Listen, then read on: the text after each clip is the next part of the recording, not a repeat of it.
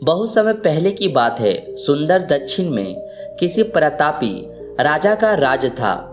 राजा के 3 पुत्र थे। एक दिन राजा के मन में आया कि पुत्रों को ऐसी शिक्षा दी जाए कि समय आने पर वे राजकाज संभाल सके। इसी विचार के साथ राजा ने सभी पुत्रों को दरबार में बुलाया और बोला, पुत्रों, हमारे राज में नाशपाती का कोई पेड़ नहीं है।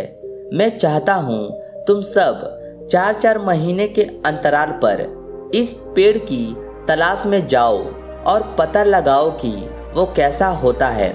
राजा की आज्ञा पाकर तीनों पुत्र बारी बारी से गए और वापस लौट आए।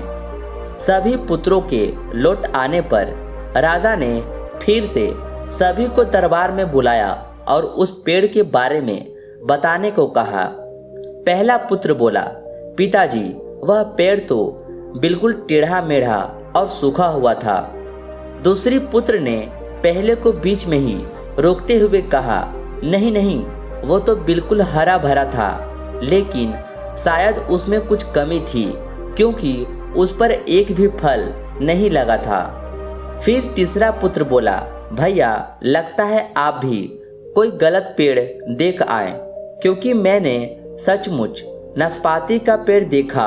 वो बहुत ही शानदार था और फलों से लदा पड़ा था। और तीनों पुत्र अपनी अपनी बात को लेकर आपस में विवाद करने लगे। तभी राजा अपने सिंहासन से उठे और बोले, पुत्रों, तुम्हें आपस में बहस करने की कोई आवश्यकता नहीं है। दरअसल तुम तीनों ही पेड़ का सही वर्णन कर रहे हो। मैंने जानबूझकर तुम्हें अलग अलग मौसम में पेड़ खोजने भेजा था और तुमने जो देखा वो उस मौसम के अनुसार था। मैं चाहता हूँ कि इस अनुभव के आधार पर तुम 3 बातों को गांठ बांध लो। पहली, किसी चीज के बारे में सही और पूर्ण जानकारी चाहिए तो तुम्हें उसे लंबे समय तक देखना परखना चाहिए। फिर चाहे वो कोई विषय हो, वस्तु हो या फिर कोई व्यक्ति ही क्यों ना हो। दूसरी, हर मौसम एक सा नहीं होता। जिस प्रकार पेड़ मौसम के अनुसार सूखता, हरा भरा या फलों से लदा रहता है, उसी प्रकार मनुष्य के जीवन में भी उतार चढ़ाव आते रहते हैं।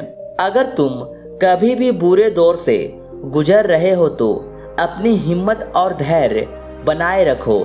समय अवश्य बदलता है। और तीसरी बात, अपनी बात को ही सही मानकर उस पर अड़े मत रहो। अपना दिमाग खोलो और दूसरों के विचारों को भी जानो। यह संसार ज्ञान से भरा पड़ा है।